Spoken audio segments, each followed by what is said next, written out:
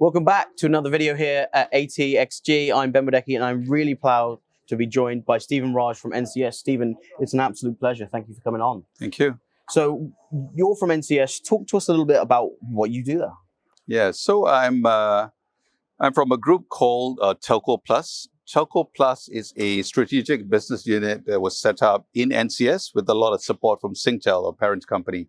And it was set up for us to really focus on providing next generation services to telcos for their customers as well as for their internal purposes as well. So my role is I'm the partner responsible for global sales. NCS in recent years has been on a very aggressive evolution of becoming a global company beyond the shores of Singapore, where we've built a lot of foundation over 40 years. So I'm kind of tasked to grow that business globally. Our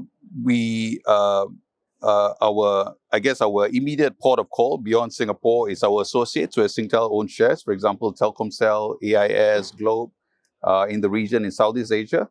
And then we're also venturing out, further than that into the Middle East and other parts of Asia. So my role is just to get the global expansion moving and for us to truly become a global business on the back of our telco expertise. So we're here to talk about the future of telco, right? You've got a lot of experience in this market and a lot to say, because at the top of this conversation, we had a very frank exchange with regards to what the future of this market and this generation should be, right?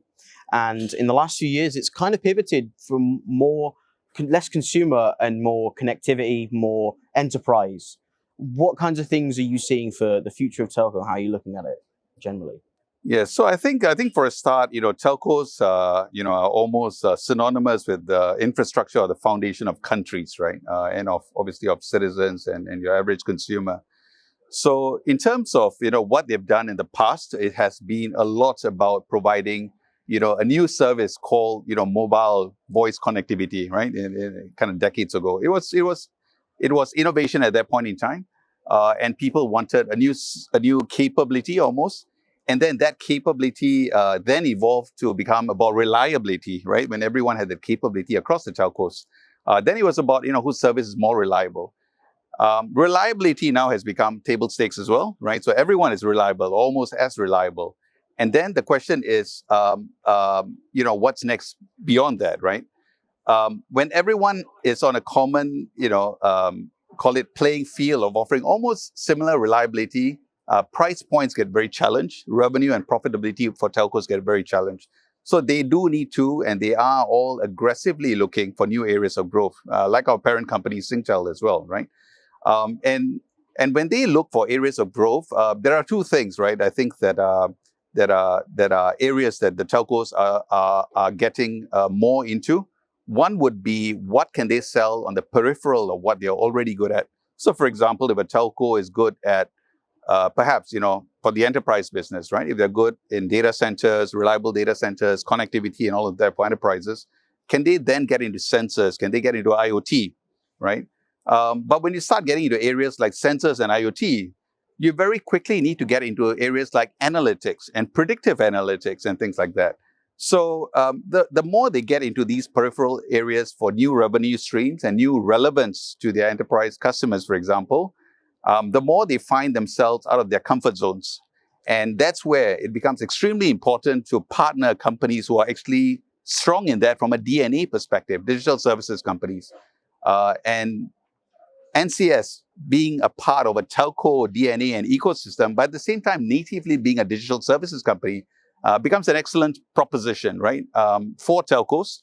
We've done it with Singtel all these years, and we definitely can do it with other telcos and give that benefit back to them as well. And just to answer your question, so I do think that telcos need to go beyond, and it's not about them needing to go beyond. It is becoming about survival and about evolution and the future, what they will become. It is becoming not so much about just reliability and peripheral services, which is the second lens I want to talk about. It's also becoming about totally new services that they were never in or understood in the past. For example, going back to our parent company, Singtel has a joint venture with Grab, right? A cloud native, digital native company to create a digital bank called GXS. And we are also, as telcos, all needing to get into areas like edutech, areas like telemedicine, areas like digital agriculture management, digital supply chain management. So these are all areas that are important to businesses in the whole industrial 4.0 evolution.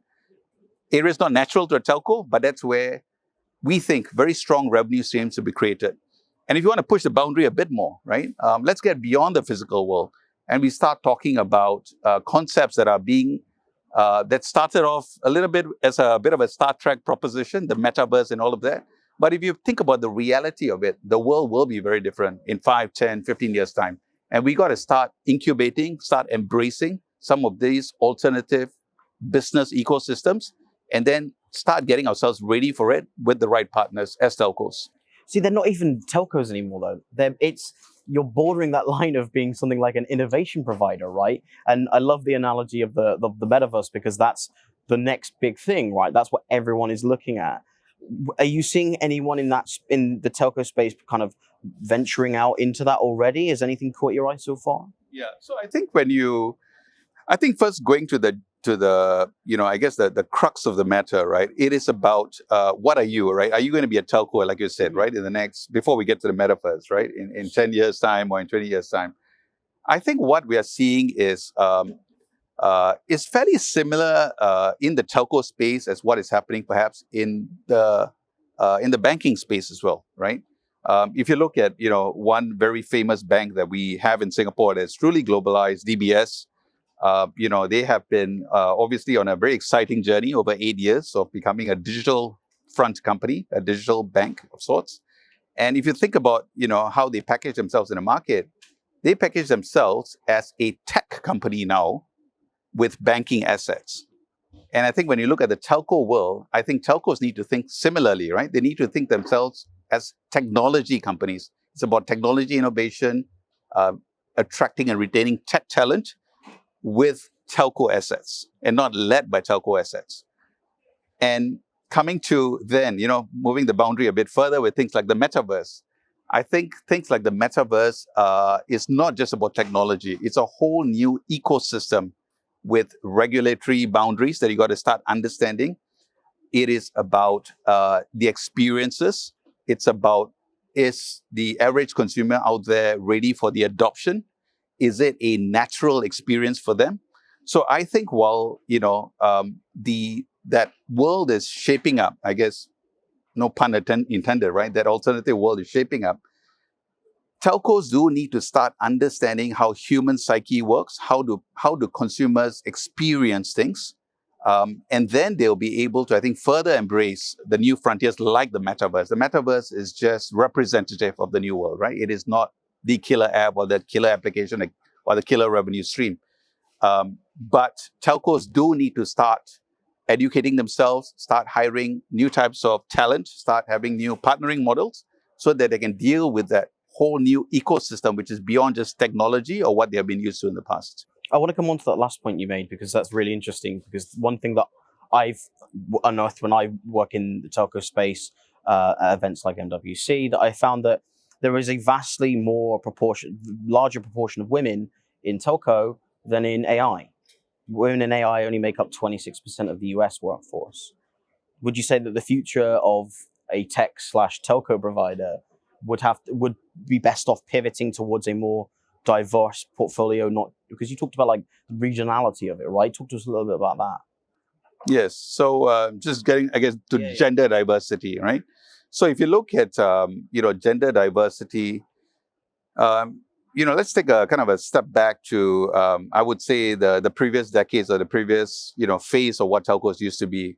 It used to be something that was fairly engineering centric, right? So on the one hand, you need your good RF engineers and your network engineers, which tend to be a fairly male dominated area. And then, at least it's my personal opinion, women were perhaps, you find them perhaps more in the call centers, the customer service centers, administration, finance, HR, and all of that. But that world of tech now is becoming a world, like I said, about experiences as well. It is not just about the technology, right? And as you're trying to make tech relevant to consumer experiences, I think we need a whole plethora of other skills as well. And, with the whole right brain, left brain, and, what women are strong in and what men are strong in, I do think we need a good diverse spectrum of talent that would cut across both, men and women.